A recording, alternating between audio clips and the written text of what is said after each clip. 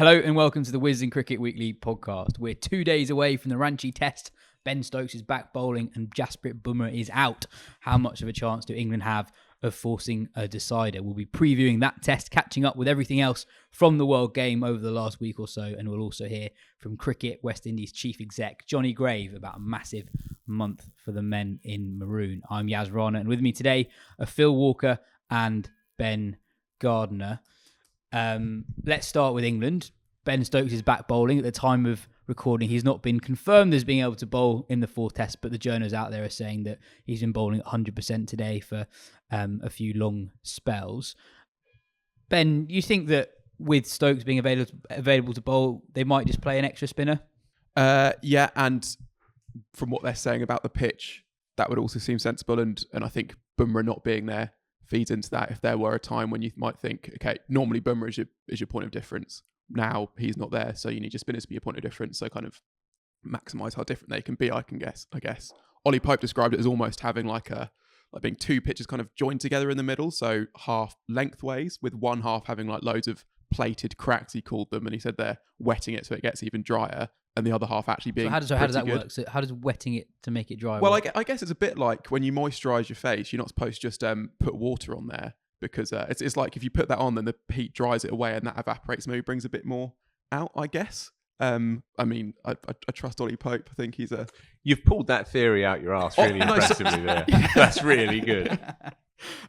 So yeah, and the those plated cracks, it's the cracked side is on the bit that is outside the right-hander's off stump, so quite useful for an off spinner, of which India have quite a good one, and England have one in Bashir as well, so that's another reason to bring him in, I suppose. So yeah, Stokes, if Stokes can bowl a few overs, then that lessens you need for a second seamer. Also, the pitch is likely to turn more, given Bumrah's absence and given what they have said about the pitch, and they were pretty happy to play three spinners for the first two tests as well. So I reckon that would be the way they go.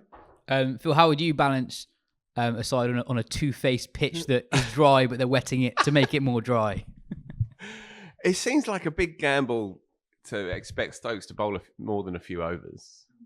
But then they started the series with one seamer anyway, and so if what we gather about this pitch is true, as Ben says, then perhaps they will just go in just with the one seamer.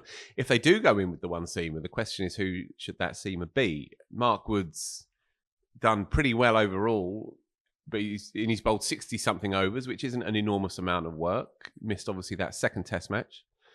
But Dharamsala comes quick after this one, and Dharamsala up in the north, higher altitude, ball zips through. It's the best pitch to bowl, best conditions to bowl in if you're a seamer.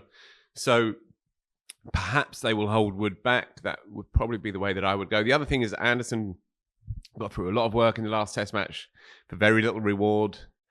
To play three back-to-back. I know they had a week off, but three back-to-back, and potentially then nobble him energy-wise for the fifth test.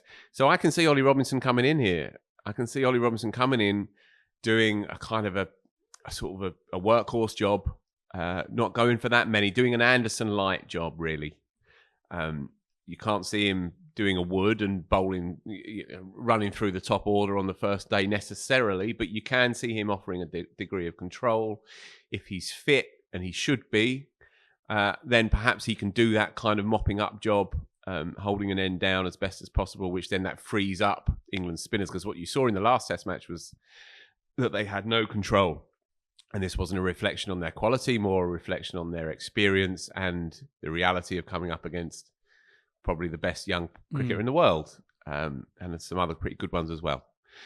So I think I would go with Robinson. Only Stokes knows how much he can get through realistically. It would be very Stokesian to go out with the new ball, wouldn't it, on Friday morning, win the toss. Well, win the toss probably, and bat. Yeah. I'm having a bowl. Win the toss and bowl. To be honest, that would be quite Stokes Actually, as well. that would be Stokesian, yeah. Anyway, I can see them going in with 1.5 seamers then, and playing Bashir in there as well. Yeah, I suppose the other thing with Robinson, we talked about his skill set being quite similar to Anderson, but on pitches where there has been some inconsistent bounce, he's the tallest of any bowler across the two sides, and it is likely to be the seamer to get the most out of that if that's on offer. He's got a point to prove as well, right? Like It's interesting how far he's fallen down the pecking order. Yeah, and as much as, when we speak to him, he's pretty genial and happy to sort of be in amongst the group, and, they play people based on conditions. He'll be sitting there thinking like, I've got, 70 wickets at 20 odd in Test cricket, and yet, the last time I played, I had to limp off with a back spasm, and there are these questions over my fitness and questions over that I can do it in these conditions, and I'm not yet first choice. Maybe if there was a 3, but when there's a 2, he'd want to be that guy, and he wants to be the guy that shows he can lead the attack in all conditions when we do finally enter the post Anderson era. So he will come in with quite a lot to sort of fire him up from that point of view as well. So yeah, if he does play, it'll be interesting to see how it goes. It's a really good point, because he was only given a 1-year central contract. Several less experienced seamers were given 2-year central contracts. And I suppose some of those play other formats as well. But also, I was just thinking ahead to what will the England bowling attack look like for the first test of the summer. And in theory, the incumbents are all really old, right? Anderson, Wood and Wokes. Everyone's forgotten about Wokes because he's not here, but he was, player of the series last time England played He's at home. having a lovely time at home. He's having a great time. He's having a great series, I'm sure. But also, attention after this series will start to look ahead to that Ashes tour that's less than 2 years away. And it's not exactly clear who will be in that seam attack. And also you've got Matt Potts knocking on the door from the outside, who just had an exceptional England Lions tour. Sam Cook continues to average under 20. So it's pretty competitive. You've still got Josh Tuggan to come back. So it is a really big, if Robinson does get a go, it's a huge moment for him. There's no reason why he can't return to the form that we saw in Pakistan in particular in that winter, but the summer before that as well. I thought he was given more criticism than he deserved over the Ashes. Personally, I thought there was a lot of noise around him, obviously, because he put his foot in it and gave Khawaja that graceless send-off. But I thought he did fine at Lords, and was just getting into his work at Headingley. And then the series was done. That was that. The Pakistan model is a good one, because if he is going to play this upcoming Test match, because while it's well known, and you often say it rightly, that there's huge differences in terms of the pitches, nonetheless, they are both dry. And they are generally good to bat on for the first couple of days. In Pakistan, they're good to bat on for 5 days. But he found some life from those pitches in Pakistan and famously cleaned up Babar Azam twice in the same Test match. No one's ever done that before. And to break his defences twice with cutters, breakbacks, there's not much in the air, but there is stuff off the pitch. And he's a very, very skillful manipulator of the cricket ball in conditions that help him, but also those that don't. What he did against Australia in that Lord's game, I thought was a good model as well for what Stokes might be looking for in this Test match, in that he wasn't especially incisive, but he bowled a 13-over spell on day 3 or 4, whatever, day 3, I think, that afternoon, and was hard to hit, hard to get away. And because he is accurate, you can rely on him. Just as Anderson has done that job in certain conditions for many, many years. So Robinson can come in. He doesn't quite have the same shimmer and class as Anderson, as we know, but he can offer a similar kind of role. And so I think there's some logic to him. The murmurs are that he might be in line to play this one. Yeah, it looks that way. Just looking at the venue, Ranchi, so like the previous 2 venues, it's only hosted 2 tests before.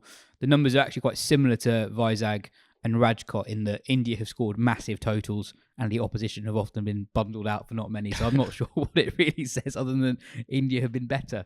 But yeah, it looks like, from what the England players are saying at the moment, that it's probably more similar to the Hyderabad pitch that we saw in the first Test match to what we've seen in the last 2. That said, Ben, I was thinking after the last Test, Ben Stokes said something I don't think we covered on the pod. He said that on the day that England collapsed, so day 3, that he wanted at the start of the day for England to be bowling by the end of the day. And the pitch didn't end up breaking up in the way that he would have predicted when he had that thought.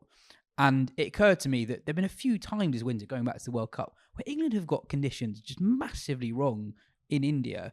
Less so in the Test series, sure, but I think they've definitely prepared for pitches that have turned more than they actually have.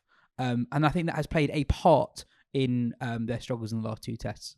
Yeah, and this even goes back to when they picked the squad. We said it was a squad that was picked with a degree of inflexibility over how they could sort of balance the 11, even if it gave a lot of options to the attack with, fewer rounders in there, and kind of neglecting the idea there could be a pitch like we had in Pakistan that was sort of flatter and that where you want, lots of bowling options and that sort of thing. And I guess there's also a certain element where it almost feels like there's like a slight clash in the messaging there, where if you're telling your batters that we want to be batting again tonight, how does that fit into the, go out and play with like sort of complete freedom and take on a situation as you see it? It's not really freedom, exactly, is it? Yeah. That's a team instruction, and it is, and especially, I mean, look, who am I to question Ben Stokes? But you wonder if actually that was where you just say, let's go out and bat really, really, really long because they are down a bowler, they've got another bowler on a dodgy hamstring. And let's see what happens if they have to, do a long stint in the dirt, and they went a different way. But yeah, you're right as well about the conditions. But it's from what they're saying about this pitch, I think it would be quite hard to misjudge it possibly. But yeah, I don't know. Phil, Neil asks something that I haven't seen brought up yet. Is this Neil McDonald? It is Neil McDonald. Yeah, he's good. He is good. Yeah. He is good. Prolific as well. The top three are doing well. The next three less so. The top three weren't in the World Cup. The next three were. Is there a carryover? Possibly. It's more generally it's flipped predictions. That the expectation was that England's top three may get found out a little bit, get Bumrah out, and especially Crawley didn't have a great reputation against the turning ball. And Pope didn't have any kind of record against India. It's been flipped on its head. Root, Bairstow, Stokes. Stokes has played okay in parts, but Root and Bairstow have blown out so far. Is there a pattern? Oh, it's hard to say, and each individual is different, but certainly this is a recurring theme in cricket that, especially as a batter, there's a point at which you can't keep digging deep all the time, and when you feel like when the rhythm is out, then the energy levels drain as well, and you get into a point of a kind of a sense of inertia. It happens more, I think, with players who only play white ball cricket, and there's a kind of familiarity of it that breeds contempt. If you're an opening bat in 20 over cricket and you're just playing, travelling, playing, travelling, and it's the same old stuff, and your job is simply to smash hell out of it for 20 odd balls, and if you get to 40, your job's done. There's a kind of wearying similarity or sameness to that, and you've seen it with certain players. I got that sense with Jason Roy. Brilliant player on his day, but his days were becoming so predictable that it was hard to really get yourself going because it was just the same old stuff, and you get jaded after a while. I can't think that there is a legit case here, but it's possible that residually the misery of that World Cup and the travelling element of it as well could perhaps be dragging them down a little bit. Certainly somebody like Bairstow, who would have gone into that World Cup, hit a 6 in the first over, and since then hasn't really found any kind of form, had an iffy World Cup. As we know, he's the kind of player who thrives on a bit of support and an arm around the shoulder. It's been a long stretch now where he hasn't got any runs, and Joe is the same. Joe had a poor World Cup as well. So it's possible that residually, psychologically, there is some kind of hangover. It's a good point by Big Neil. He's rarely off kilter. We have no idea what Neil looks like. I can imagine sort of Adonis, 6'6", bowls bats, runs up the hill, and then gets the beers in. The other thing, I guess, is that these are the three who have more memories of kind of bad times in India. I know the previous tour in India was bad, but I mean, this is getting quite pop psychology, but I wonder if it was so different in terms of how the whole tour was. Surely not. That it's been slightly easier to wipe out because this is just a different experience touring India this time. Whereas, those three, they played 2 tests between them, that 2012 tour, and then they had the whole of that 2016 tour. I know Duckett was on that one as well, but there wasn't in 2021. I just wonder if there's a little bit more of kind of a here we go again nature, or a kind of like that actually it could be those three that have built up the conditions more than the top three who had that one tour, but are also more kind of children of McCullum and Stokes than. No, I think it's a fair point, and I think it's related to the conditions point as well. In that, I think this England team is at its best when it's reacting to what's in front of them, and actually quite a lot of this tour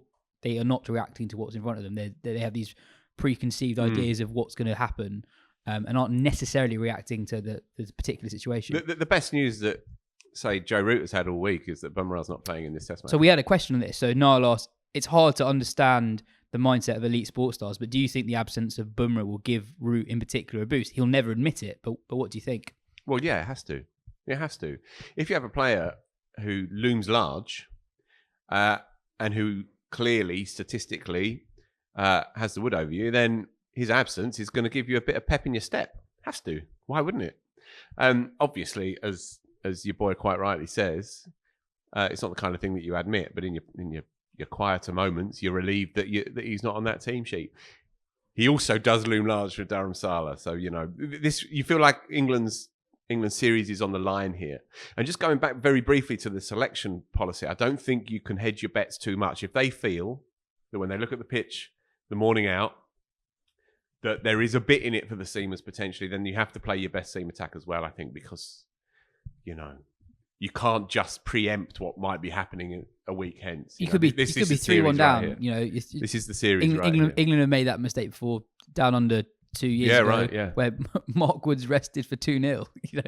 He looms large psychologically, Bumrah, but also looms large because he is a bowler who just has Root's number a bit, right? Like Root is more likely to get a big score because there is a bowler that he struggles against not in the side this time, and also be boosted by the fact if Ben Stokes is bowling and they do end up going with 3 spinners, that'll be less workload on him with the ball as well, which was a very fair point that Butch raised on the last pod. So, I wouldn't be surprised if Root goes out and made a bit sore. Maybe there's some smart money to be had there. I don't know. How much of a difference do you think it makes now that Bumrah's out? India still favourites, but that gap is much smaller.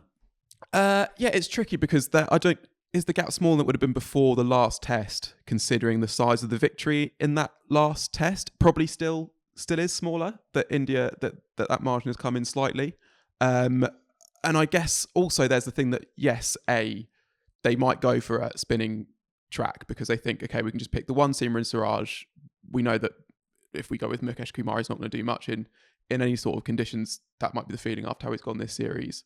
But that spinning track could bring England more into the game. I mean, the one game they've won this series has been on the pitch that's turned the most, and that is where the philosophy should sort of have the biggest impact, because the challenge on those pitches is mental. It's about putting aside the ones that spin past your outside edge and that you could never get near out of your head, and being able to then reverse sweep the next one because it's there to be hit. And that is something that how they play allows them to do more than any England side we've seen previously, really. So actually, a pitch, obviously they're a result pitch, a pitch that even more favoured towards the bowlers, actually that brings England's batters more into it in a weird way, because they might be less likely to make a big total, but they're more likely to make a fighting total. So that aspect as well. If India are to go with the one seamer, I guess they have to go with a pitch that helps the spinners a lot. I still think it's the right call to play Akshar as the extra bowler to come in for Bumrah rather than Mukesh Kumar, but it is so Mukesh is the only other seamer in this Akash squad. Deep as well, actually, who was in the last squad ahead of Mukesh. Maybe he's jumped ahead of him in the pecking order, but Mukesh Kumar took 10 for in the Ranchi Trophy between those 2 times. So, and also maybe we shouldn't be writing off a guy like Mukesh, who when I saw him in South Africa, albeit on a pitch where they played the shortest test match there's ever been, he looked quite handy. So he's got where he is for a reason. And he hasn't been given a huge chance in the series, let alone, even though he wasn't hugely impressive in those limited chances, if he gets a bit of a spell under his belt, who knows what he could do. Phil, we had a few questions on England's tendency to name an 11 24 hours out. Why do you think they do that? Or do you like it? I don't see the point at all. I think especially when you're playing away from home and pitches can change complexion quite at the last. I don't really see what benefit there is, aside from it being, a kind of element of kidology. It's in keeping, isn't it? Right? Balls to the floor. This is who we are. We don't care who you are. we only care about ourselves. We're the lords and saviors of the future. I don't quite understand it, but it's small beer. It's small beer in the end, and India don't really need to concern themselves too much with whether England play two seamers or one, or 3 spinners or 2. Bairstow, is there a question mark for you, either of you two? No, I mean, well, there's a question mark, but No, sure. But I would answer the question by saying Bairstow should play him still. I yes, think. same. Yeah, I'd play him. You know, he looked good a couple of tests ago. He is the sort of player who has it in him to completely change a test match very quickly. It's not as if you've got a guy outside the side who scored lots of runs in these conditions. Dan Gallan just hasn't played any red ball cricket for quite a long time. And it's almost just, it's such a, it's almost a discussion not worth having, because I think the chance of England doing it is so low. They've only dropped one batter in the 2 years that they've been in charge. So I can't see them stranding Bairstow on 98 or 99 test caps, however he goes. In the fourth test. Cook was dropping him after that test match, shrouded, or rather clouded in that classic ex-pros line of to protect him. He's taking him out the firing line to protect him. You're dropping him. Let's just call it as it is. Yeah. Atherton went the other way, of course. I think the prevailing mood is that you go the other way. McCullum was quite clear, I think, in his chat building up to the game that, he remains the archetype of what they're trying to do. And his record since they began is good. And his record is good since they began. His record post the injury is less good. There was a question on Twitter that I saw this morning, rather sort of salty. But if he does get to 100 tests, is he perhaps in the lowest rung of players who have managed to get 100 test matches? With the caveat that to get to 100 tests, you got to be good. You got to be good. You got to be good. Yeah. Yeah. I mean, we discussed this in the office, and I guess the conversation would involve Carl Hooper, I guess, who was a servant for West Indian cricket, but has not an exceptional record. I think you could probably. It's a very, very similar test record. Obviously, Hooper bowled, but then Bairstow kept. Yeah. But with the bat, it's almost identical. Number of hundreds, number of 50s, really? Average. Yeah, I think Hooper averaged 36 point something. He was too good. That was much his problem. He was too good. We wondered. He couldn't live with how good he Yeah, was, so he just whacked it up in the air. We spoke a lot about this during the last test match. So I wondered. Again, this sounds harsh, but to be in this conversation, you must be a bloody good player. Of course. But basically, has anyone had as many crap series as Bairstow? Because he's obviously a very streaky player. And if you do it on a metric of number of series where you've averaged under 25 with the bat, he is right up there. But number one that we found was actually a great in Hashim Amla, Really? who had a very difficult start to his career and had a difficult end to his career from memory. But yeah, Amla, despite averaging high 40s, I think, had maybe 16 or 17 sub 25 series across his career. Bairstow, I think, is 14, and that's including a couple of one-off appearances. Yeah, it's on the 11 thing. It's the benefit of it, not that it gives a player like Bairstow just clarity a day out from a test match, 2 days out if he's in that squad, and they. But you can announce it in the dressing room. Yeah, but then you're still not. If you announce it to the media as well, then what the player isn't doing is seeing on their phone speculation about if they should be dropped the night before when the 11 is. But they'll right already there. know that they're in because they've been told. Yeah, but you're still reading the negativity. You're still scrolling your phone, seeing people saying if you're in the team and you're seeing people saying he shouldn't be.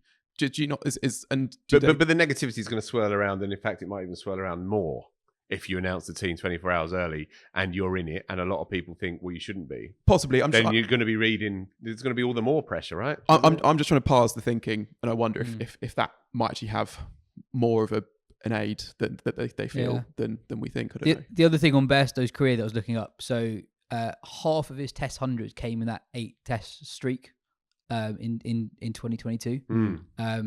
Which you can use that stat either way. That's someone who hasn't scored a lot of test hundreds in 92 tests. But when he's good, there are very few.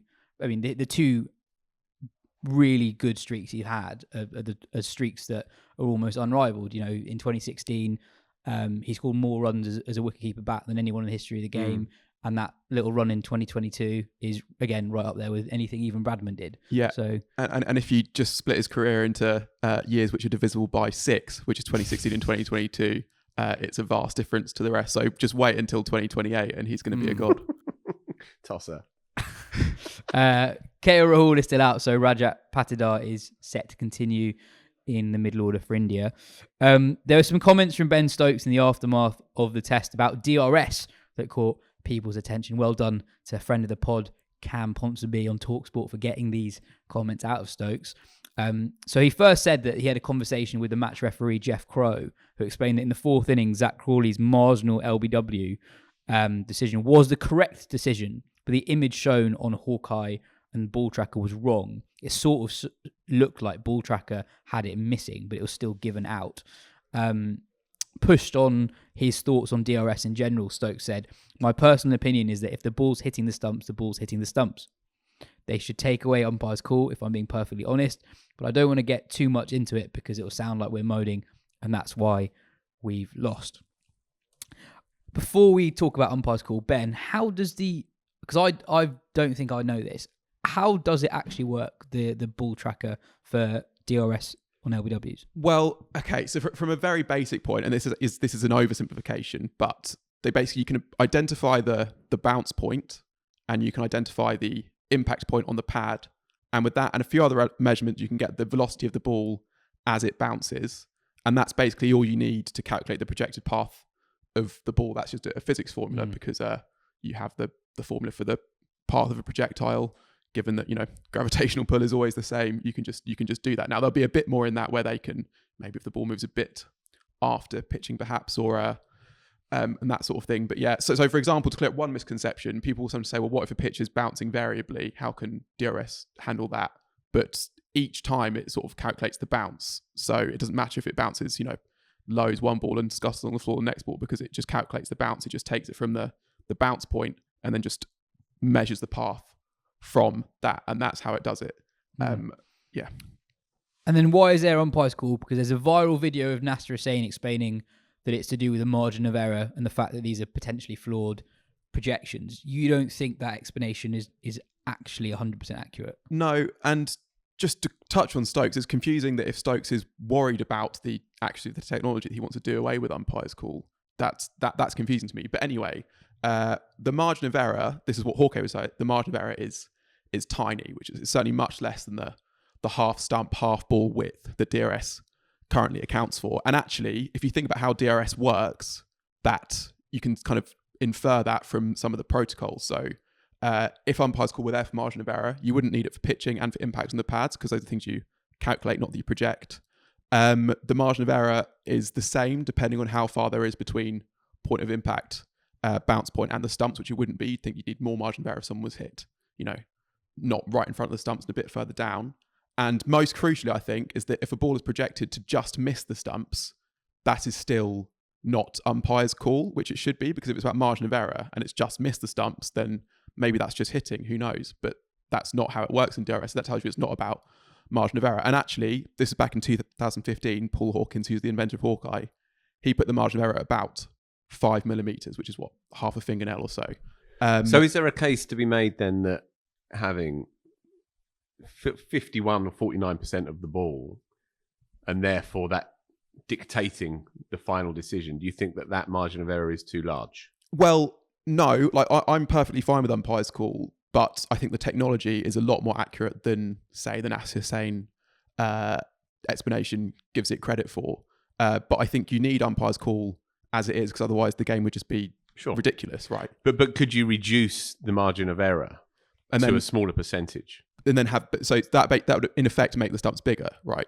Which would just mean more LBWs, which I don't think the game needs. Essentially, I think that the balance is about right between bat and ball, the number of LBWs you get, essentially. So why is there umpire's call if the margin of error is that small? So I think that basically, as far as I can tell, it's because it's there for the howler, right? That was the original reason for bringing in DRS, is that you didn't want the ridiculous ones where it's pitch miles outside leg to stay out, and this is the way that it does that. And I think that I think we can say that decisions that are reasonable but not howlers, I think that's actually that's nice and fine that those stay with the umpire. So it's a philosophical call almost about what they want technology to do. It's to get rid of very obvious mistakes, not to overturn decisions that are on the margins, basically. Mm-hmm. And it's not really to do with the margin of error. No, and especially that 5mm figure, that was back from 2015. Hawkeye would say that has got a lot more accurate since then. You do still see the odd error, but those are errors, not margin of error errors, if that makes sense. As in, they put the spot where the ball pitches wrong, Or something like that, yeah. Cool. It's good to clear that up.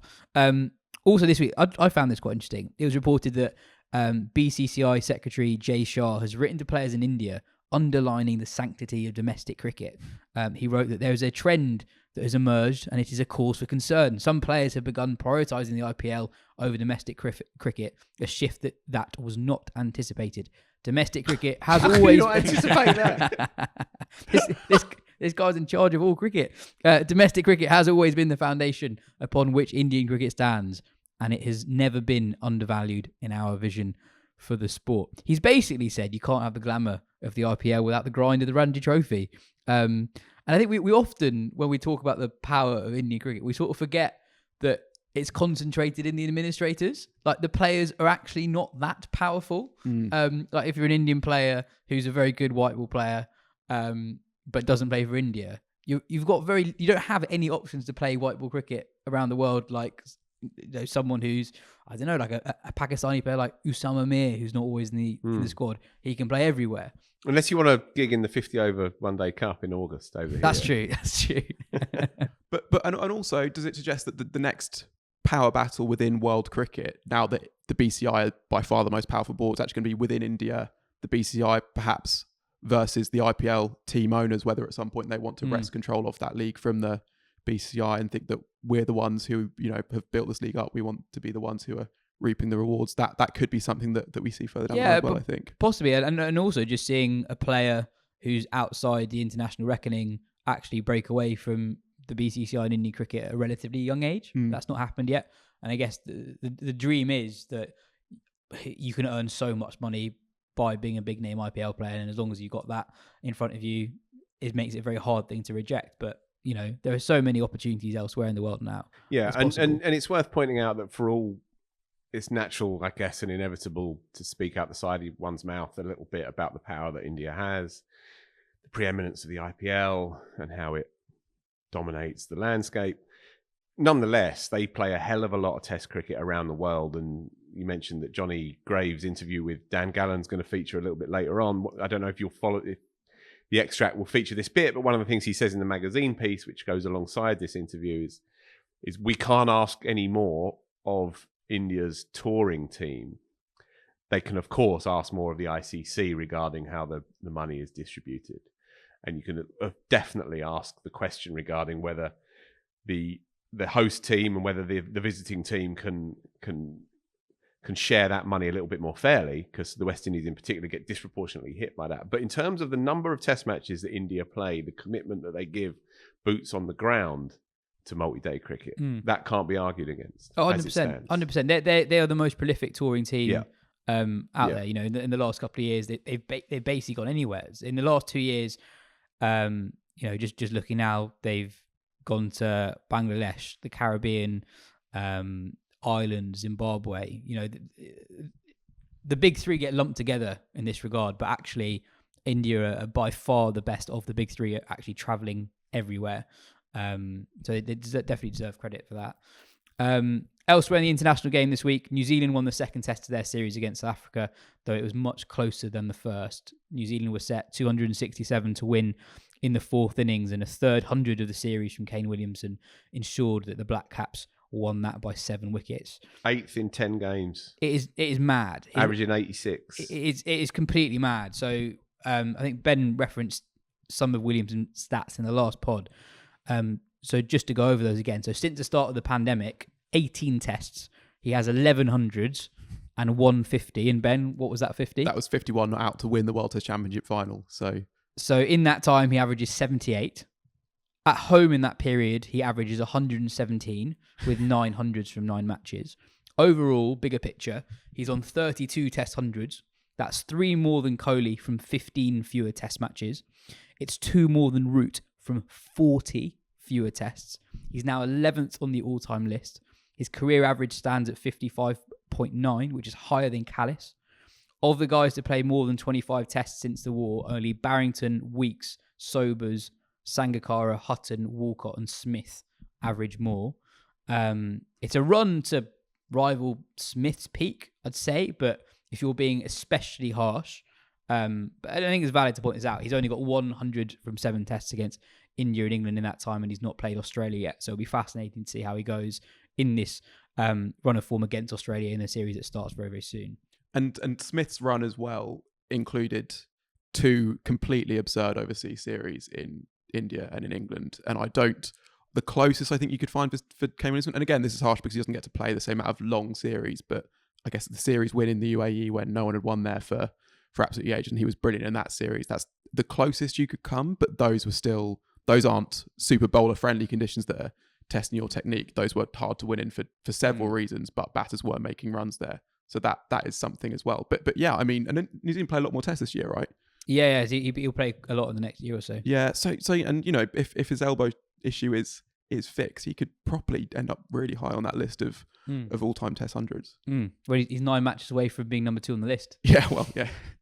Well, across the Tasman, Australia beat South Africa by an innings and 284 runs. South Africa were bowled out for 76 and then had Australia 12 for 3, but the Aussies still managed to score 574. Alyssa Healy hit 99.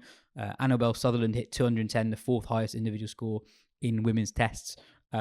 Healy getting out for 99. That is the same high score as her husband, Mitchell Starc. They're the 2 of the 12 people to have a higher score of 99 in Test cricket. Ben, we were watching some of that Test match, and Australia were doing something really interesting with their slip cordon. I don't think I've ever seen this in a Test match before.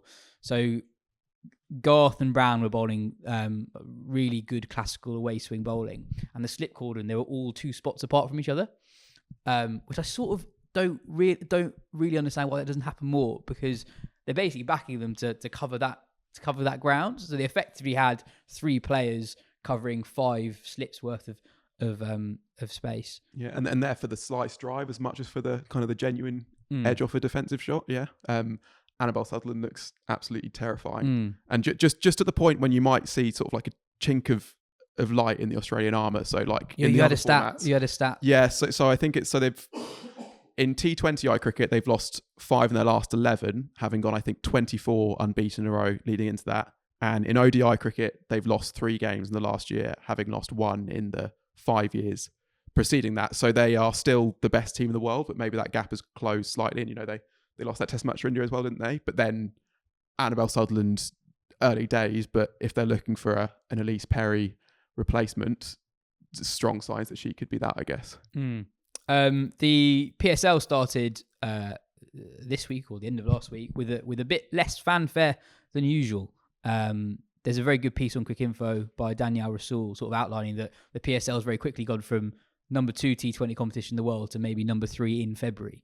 And why? The ILT20 and SA20 didn't exist until last year. Both of them can offer a lot more money. Even the Bangladesh Premier League offers a lot of money for really short stints as well. So just securing players is really difficult. It's always had the problem of being quite close to the IPL. So it's quite a good point in the calendar for players to opt out of. And also there is just quite a lot of international cricket as well. It's just a very, very hard time. It's a very compact part of the international schedule and the franchise schedule. So it is just very hard for that competition to maintain that, not supremacy, but essentially be number 2. But I guess what it has in its favour is it always has fun players that emerge from nowhere who are instantly great to watch. You were watching Khawaja Nafez, the latest one, comes in with absolutely no record, and inside his first 8 balls, he's sort of played a pickup shot and then an uppercut off Harris Ralph for 6. The uppercut is so far off the ground, and then ends up winning the game with 60 not out off 31, I think. So he's 22 years old. No one really knows where he's come from. I think there's stories that people saw some videos of him batting on Facebook, and that got him a gig in the BPL, and now they've realised he's there's a domestic player in the PSL. But yeah, I mean, who knows whether he'll be the next Babar Azam or be fun for a few weeks. But they just always seem to bring this, and also every fast bowler is just bowling Yorkers basically, and that's just fun to watch. It is really fun to watch, and also they always just spawn out new 90-mile quicks who are 17 or 18 every year. So this time they got a guy called Mohammad Zishan who's 17. He did well in the under-19 World Cup. He's 6'5" or something. 6'7". 6'7". Yeah. Rapid. You've also got the 3 Shah brothers all on the same team, and Hunain, I think, he's not playing at the moment. But you've got Ubaid Shah, who was in the under-19 World Cup. But he's quick. He's not Naseem level, but he's very exciting. Vince Watch, where's he at? I knew you were going to ask that. He's currently 17 off 17 for the Kings against Azalmi. Yes, mate. He's batting with Shoaib Malik. Of course he is. Forever. Forevermore. And Pollard's in next. Oh, beautiful. It never ends. Phil. Yeah. There is a new magazine out. Oh, yeah, right. And I think this is up there with my favourite ever cover, I think. Come on then, let's get it up. Let's get it up for our YouTubies. There you go. Look at that. Why do you like it so? I mean, it's an iconic image, and I think it is the correct but not necessarily obvious call to, in the midst of a high-profile series like England-India, to go with Shamar on the coverage on the cover, because that is the moment of the year so far. I think so. So it's a West Indies special. Dan Gallan, as you say, did a really excellent thing trying to get a sense of the overall landscape in light of the Shamar Joseph moment at the Gabba, one of the great moments in recent years. And he spoke to various people involved in West Indies cricket at the sharp end, and those observing it as well, from Ian Bishop to Johnny Grave to Craig Brathwaite even, and pulled together the intro to this special section. We also spoke to Santoki, who's one of the co-hosts of the Caribbean Cricket Podcast, about the love affair that you have to indulge if you're going to stick at it. Vanessa Batch as well, whose book that we've mentioned a few times now on this show. She's on the podcast recently. Right. Okay. Yeah. So she's written a couple of pieces actually for this issue, comparing actually the 61 Tide Test in Brisbane to the 2024 heist, if you like. So that's lovely, and various other bits and bobs as well. Really. Hard to know where to start. Well, we'll give you a bit of time to think. Because we'll play a section of Dan's chat with the Cricket West Indies chief, Johnny Grave. I found it really interesting. Yeah, you can the full interview's in the magazine, but I found it really interesting hearing him outline what we and others have talked about a lot, but from his perspective, and sort of really pinning the blame on the pay structure of international cricket. As we mentioned earlier, he says that the big boards like England and India are actually pretty good at touring, and it sort of outlines the sort of costs that you might not think about. He outlines how it is for West Indies, it is much more expensive for them to get around the world compared to everyone else because of where West Indies is. Yeah, and the other point, and again, he may be coming onto it right now, but the other point that really jumped out for me is that you have a centralized TV revenue but you have a broadcast deal, which is generally centralized. So obviously the ECB has its deal with Sky and the BBC. But in the West Indies, in the Caribbean, there's 15 different regions, all with their own requirements, all with their own boards, all with their own profits and losses agendas. And so finding a sort of centralized broadcast deal which ties in all of those facets is very, very difficult, very challenging. And he puts it far more eloquently than me. I mean, he lives this stuff. But that, again, it seems like the West Indies, because of the geographical nature or makeup, are penalised more than other countries, disproportionately so. And certainly the point about sharing the revenues of tours is a very, very key one. He's really good, is Johnny Grave. Weirdly, I've known him for a long, long time because he worked at Surrey, and then he worked at the PCA, and then he was a left field appointment, the CEO of the West Indies. But he's smart and he's pragmatic and he gets it, and he's being listened to more and more. So it's well worth listening to this. Definitely worth picking up the magazine, yes. Absolutely. So here is some of Dan Gallan's chat with Johnny Grave, and as Phil said, you can read the whole interview with Grave in the magazine.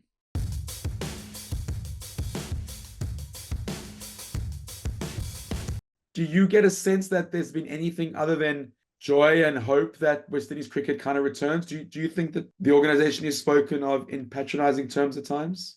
No, I think generally the teams are loved by the world. I think we're everyone's second favourite team, and I don't see that changing in the short or medium term or even long term. And I think what we saw in Australia was that falling back in love maybe with the West Indies, having on the back of having rare tours there, let's be honest, and when we have toured there, not unlike anyone else, struggling. And I think that's probably what Bish and others have noticed, that New Zealand can go there as almost World Test Championship winners and get beaten up by the Australian side and bowled out cheaply and lose within 2 or 3 days. And England obviously have done that in the past in Ashes series and lose 5-1. But that's all very well and good. But when the West Indies come, the narrative tends to be pathetic. Why are they even playing Test cricket? If Australia and England have 5 or 6 debutants, they're the exciting, new rising stars of their teams and the future. And when we go there, well, why are we sending such inexperienced youngsters that shouldn't even be playing international cricket? And I think it's those different situations, particularly people like Ian Bishop, who are in the media, who hear it not just on the commentary or in print, but hear it in the corridors. And I think everyone's a bit sick of the phrase "world cricket needs a strong West Indies," when we definitely feel that world cricket is doing everything they can in almost every level to make sure the West Indies cricket are never strong again. And I think that's the born of the frustration of that, as Bish says, a sort of, in his own words, a sort of patronising tone. It's, well, if you really want a strong West Indies cricket, it wouldn't actually be that hard to do a bit more. And look, ICC are giving us more money in headlines, but our percentage of revenue is going from 7% down to 5%, which we struggle to understand how that's going to help us and help grow the game. India couldn't really tour us anymore, nor could England. They've been fantastic within the current structure, but obviously, even when they're doing all that they can do, and it's still, odds stacked against us, I think that's when we start to say, well, look, the model's wrong. BCCI can't do any more. They played us in 22, they came back in 23. England have come twice in 2 years. That's when we make our money, but it's still very, very difficult and challenging. Then surely we've got to address the model and the philosophy, where if we all just are self-interested and looking after ourselves, then are we really acting as a community? Are we really putting the best product on the field? Because we firmly believe that in order for a cricket match to be compelling, we need 2 good sides, and it takes 2 teams to create a cricket contest. And the more there is jeopardy, the more there is the high quality cricket, then the better our sport is. And the better our sport is, and the better the product is, the more people are going to want to watch and pay money to attend. So we see it in that ecosystem, which is very North American. I've used the phrase before in interviews, you're only as strong as your weakest team, is the sort of philosophy in American sport. Is the most successful commercially, and so the most developed commercially. And we just think we need a bit of that, and it will still be difficult in the West Indies, and we would still be significantly smaller, and we'd still have a higher cost base than everyone else because of the nature of the 15 different countries and how we can move people around. But it could, we think, be so much better, and that's, I guess, what we're trying to lobby for and have done since we wrote a paper in 2018. Do you feel that South Africa, West Indies, Pakistan, Sri Lanka, all the smaller boards, New Zealand, would they be able to put pressure and kind of go to the bigger boards and say, guys, without you, we can't change things. The change needs to come from those who have their hands on the levers of power? Yeah, I think so. I mean, I think everyone having a slightly more global perspective helps. I think the fact that I worked for 17 years in English cricket and now 7 years in West Indies, I've seen it and lived it. So you understand firsthand how difficult it is, and all the lazy narratives of, well, West Indies cricket's their own problems and they're self-created. We can't probably in a lifetime change the economic prosperity of our region as a cricket organisation. We cannot change the ability to travel inter-island cost effectively. We can't necessarily get hotel rates to come down to not be high season tourist rates. So that there are things that people say, well, West Indies need to change and it's all their own doing. West Indies need to go and get better deals. It's not as simple as that. And I think that's the point we're trying to make. And then some just really obvious ones. West Indies will spend more on international flights and domestic flights than any other board just to participate in these international events, bilateral cricket. So the World Test Championship, if people think about it, for Sri Lanka, for example, for many of their tours, they're just hopping to Bangladesh or to Pakistan or to India, or at best, they're one flight, long haul flight away. In the main, most of our matches are 3 long haul flights away. So we're talking, and many of those routes are very expensive, popular tourist routes of which there's low competition. So therefore prices tend to be significantly higher. So just in terms of our ability to participate on an even playing field in those tournaments, our cost base is higher than everyone else from flights and hotels. When you then compound that with very small populations in the Caribbean, there isn't, and different sovereign nations, there isn't a TV network in the region that would produce our cricket, let alone produce our cricket and pay a rights fee. So again, sort of, we probably spend $4 or $5 million a year just on producing the cricket, the DRS, all the coverage that we do, and we invest heavily in that. But we can't monetize that in our region, so we have to rely on overseas rights. Where, again, if fans think of what English cricket would look like if they were turning Sky's check into a £5 million a year cost line, it looks very, very different, and that's effectively what we have here. And I don't think people understand, because we quite often get comments, well, why don't you change it? But it's not as simple as that. We can't just create a TV network overnight that's going to be pan-Caribbean and be able to generate the subscriptions and the ad revenue to afford to pay us a rights fee and to pay our production costs. Am I just a fist in the air socialist, or is it actually as simple as changing the revenue system, sharing income with the touring side to make it to incentivize them to tour, and having that and a collective kitty, as it were, where, I don't know, teams were paying a percent of their income, like a tax, as it were, to keep Test cricket, the basics, flights, hotels, training facilities, etc. I mean, like, is it that simple? If we had a more egalitarian economic model, this thing could survive, and without it, it might not. I mean, is it that simple, or am I being naive? Well, our view is that not only can Test cricket survive, we actually think with some minor changes, it can actually thrive, and we've seen it thrive in recent times in certain markets. And we definitely think that if everyone who plays Test cricket collaborates and works together more, it really can improve as a product. We, in our lobbying and papers we've written, have talked about having a minimum of 3-match series. We talked about 20% of the revenue generated from Test cricket going either into a fund or to the opposition side to help cover their costs. We talked about centrally paying for airfares, just so that that could be booked more centrally, probably more efficiently, on bigger economies of scale discounts and baggage deals and everything else, which again sounding insignificant, but you can, for the amount of kit that you've got to take to Australia on 3 transatlantic or 3 long haul flights, you can talking about upwards of $50,000 just on excess baggage. So it's not insignificant when you've got multiple teams now across we've got 2 academy teams, we've got 2 under-19 teams, we've got women's ODI, women's T20, and obviously 3 men's plus 18. There's so much cricket being played now, which is great.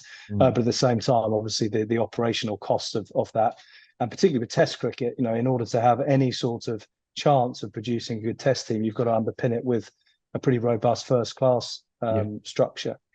And first-class cricket here, as you can imagine, flying teams across different islands, again, is very, very expensive. So I think all of us, when people say, do West Indies even want to play Test cricket? It's a difficult question for us, because we are doing so much for red ball cricket at such expense, where it almost makes no sense to do it, but we're doing it because our traditional fans want to play Test cricket. We've seen what Test cricket means to the Caribbean and people around the world when on the back of what happened at the Gabba. So we know we're doing the right thing. It's just, and we're not waiting for the world to change. We continue to lobby, because it's not just lobbying about West Indies cricket, as you alluded to.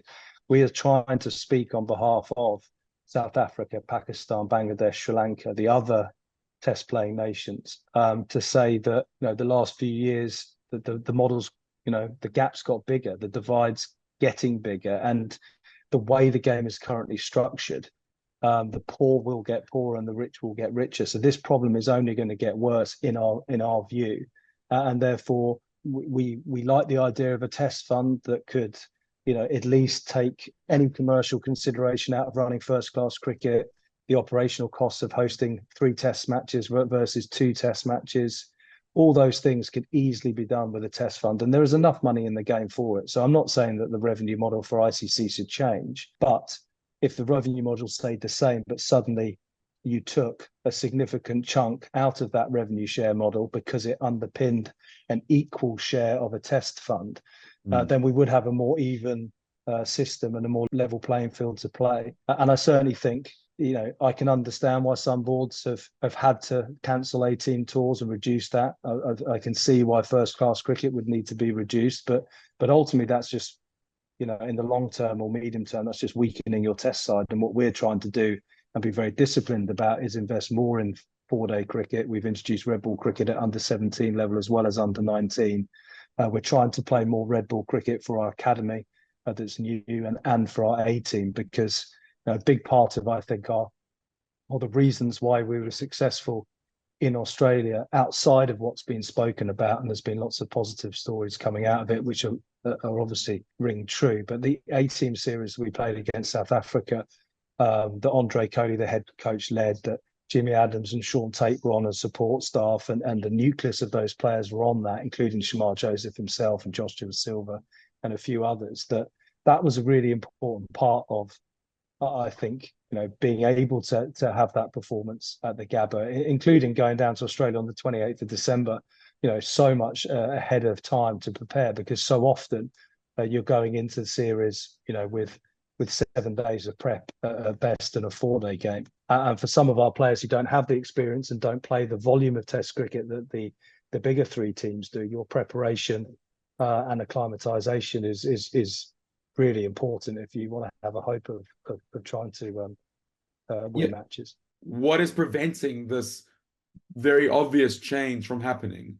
Well, I think it is leadership. I think, and I think you sort of alluded to it before when you said, can the so-called smaller boards get together? I think we all need to get together. It can't be the big 3 versus the rest, and that's certainly not the culture. And I think everyone is becoming increasingly aware that it takes 2 teams to play in a cricket match, and the closer those 2 teams are in terms of competition, the better the product is, the more jeopardy there is, as I said earlier, the more chance there is of either side winning, or uncertainty on who can win, and that creates the excitement and the compelling product. I also think the broadcasters have a big part to play in it. It's never really spoken about, but if the domestic broadcasters in the big markets only want to give all of their budgets for cricket for 12 months to the home boards, or outside of that only write big checks to the big 3, and basically leave it to the last minute to offer crumbs to the smaller boards, then they're not really investing in their own home markets. They're investing hundreds of millions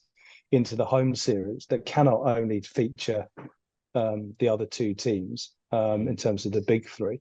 And they rely on us to, when they come, they want us to be competitive. They want us to have a compelling product because they've invested so much in the home market. If they don't see the need to invest through bilateral cricket rights in those opposition boards, if they see it just in pure short-term commercial eyes of what's the least that I can pay, and can I only cherry pick for England broadcasters, when England are touring the Caribbean, and I'm not interested in West Indies cricket after that. If they don't see that as an investment into the cricket system in those home markets, then that's very, very difficult. Again, we're very lucky that coming out of what most of the boards you mentioned was a long-term 7 or 8 year agreement with Sony 10 Sports, we came out of that and have got very good broadcast relationships in most of the major markets, and get good support from TNT and SuperSport and Fancode in India and others. But we don't currently have an Australian TV deal, and haven't done for a while. So again,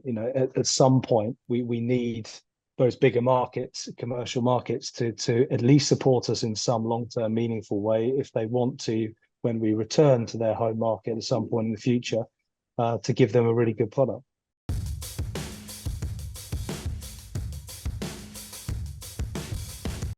you want to have a little think about what else is in the magazine? Yeah, right. Okay. Briefly, randomly, brilliant new feature with Rob Smith, or Smythe. We need to find out actually how to say his surname. The Guardian legend that is Rob Smith. I'm going with Smith. who came to us a couple of months ago and said, right, I've got this idea. He's been mining the CricViz data archive, which goes way back past 2006. Okay. And it actually goes back into the 60s, 70s. And it's based on scorebooks from prominent scorers doing test matches, going all the way back. And so now you can actually dig deep into the data. You can actually answer with a degree of authority beyond the eye test who played the West Indies quicks the best. And you can really dig down into it. So he proposed this series and we've got it up and running. And essentially the question is, who played the West Indies quicks the best? Joe Harmon then went and interviewed Michael Holding, who obviously said, I don't give a toss about data. But that suited it fine as a counterpoint. But Rob interviewed various people who were on the sharp end, failed miserably, and played brilliantly against that sort of four horsemen of the apocalypse era, right? Really fascinating the possibilities of this series are almost infinite. And we're encouraging people to get in touch with their ideas. Is that right? Yeah. Well, one headline I suggested was Bradman : shit ? Which I don't think will get past the editor, whoever he is these days. But yeah, you can dig really deep, and definitely if you've got any sort of statistical queries or observations that you want backed 100%. Up with cold hard numbers. If you've got a hunch from the 80s or 90s, then throw us a line. We can confirm it now. Throw us a line, and Rob will do the business. It suits his character, to say the least. He's gone well beyond the reasonable just to pull this thing together. Anyway, that's a brilliant new feature. Perhaps the other big thing in this particular issue is the gear test. So, yes, in partnership with Serious Cricket, excellent gear retailers down in Hampshire. They've got their own HQ down there. They brought 2 vans worth of gear and a photographer up to the Oval. And we spent the day photographing it and road testing it. You even got your kit out, as well. One hell of an operation. Yeah, I wasn't one of the bat testers, but it was quite fun to watch the testers go. It was who do we have? We had Dan Senior, Davina Perrin, who plays for the Central Sparks. I will come to her in a moment. Yeah, Adam Collins and John Houghton. Yeah, so all of them, apart from Davina, are affiliated to Wisden. All of them good cricketers in their own right. But Davina, who plays for the ACE program and is in the England Academy setup, she's going to go far. And then a bit further on after that, I think she's 17, just turned. It was a clinic to watch her play. Anyway, we put that together over the course of the day, and then we crunched some more numbers, and then we graded and assessed and analysed the best kit on the market. And without kind of awarding top rank as such, we brought out certain virtues in the gear. So that was great fun to do. And if you're interested in sharpening up your kit for the new season, if you're looking at the best new bats on the market, then you've got to go and buy that one. There's a little profile of the testers, and I loved with Davina's one. They were asked, "Who's your favourite player?" And Davina, 17 years old, born in September 2006. Just goes Saviv. Yeah. I've watched him since I was a kid. My dad would always bring him up on YouTube. I love the footage when he gets hit on the head and stares down the bowler. That's how I want to play. Davina Perrin, remember the name. Catch her on the Women's Premier League, the all-conquering Women's Premier League. She interviews everybody, basically. Characteristically brilliant. You get to win a bat as well, possibly, don't you? Oh, sorry, I should have mentioned that. Yeah, you can win one of the more celebrated bats in the collection. You can win the Salix AJK marquee. You can win the Salix bat. Now, anyone who knows anything about cricket bats knows that Salix are right up the top of the tree. And that's a very, very special piece of wood. And you can win it if you buy the magazine and enter a silly question, answer to a silly question. Plenty of other stuff. John Stern goes down to Gloucester to speak to the great and the good down there, a club that's struggling financially but has great ambitions for the future. I did a thing on Stokes and his 100th test. David Woodhouse carries on his amazing series about the story of cricket in 50 cricket books, mentioning Peter Sellers and various others. We've done a feature on Ramsbottom CC, which is entering an all-women's team into the men's league in the Lancashire League. First time that's ever happened before. So again, fascinating story, really. Ramps on grooving up for the new season. A bit of coaching in there for you as well. But look, the big thing. has to be the wall chart, folks. Here we go. Now, hold your horses. A double-sided wall chart. There you go. Now, April, May, June one side, July, August, September the other. Every single fixture in the English domestic season, men and women, international stuff as well in there. It's absolutely essential, right? And this is free with the magazine. Now, perhaps a more, if you like, more sort of hyper-capitalistic organisation may have actually upped their cover price a wee bit. Not us, folks. No, we've kept it exactly the same. But a free wall chart and the chance to win that bat if you buy the new magazine. And available as from today, I think. Go on. It's an incredibly thorough wall chart. Although Ben noticed a missing comma. There's a missing comma at some point. But so, for example, Friday the 7th of June is a busy day. So you've got Blaze versus Storm at Grace Road, Thunder versus the Vipers at Old Trafford. At the same day, you've also got Canada Island at New York, Bangladesh versus Sri Lanka in Dallas, and 6 or 7 blast fixtures. There you go. I thought you were going to name them all. Thankfully, no. I think the only right thing to do is you've got to get 2 issues so that you can have the double-sided wall chart. You can have it all up at one time. So, yes, that's true, actually. Yeah, good shout. And if you did want to buy a second issue alongside the magazine, then just go to the Night Watchman website, which is thenightwatchman.net. And it'll be pretty clear on that homepage where you can buy the wall chart. If you're if you're a mad person and you don't want the magazine, but you do want the wall chart, I think it's going to cost you $250 plus PP. Again, that's a steal. This is, yeah, that's generous to say it's a steal, but there you go. You can do that. You can buy as many as you like. By the way, you can buy 1 million if you want to. Anyway, thenightwatchman.net. Go and buy your wall charts if you're not fussed about the magazine. But if you're not fussed about the magazine, why are you listening to this show? And worth reiterating, that is one of the best covers we've had in a while. There you go. That is everything for today's show. Cheers, Phil. Cheers, Ben. Thanks for listening, listeners. We'll be back in 2 days' time for the first daily of the Ranchi Test.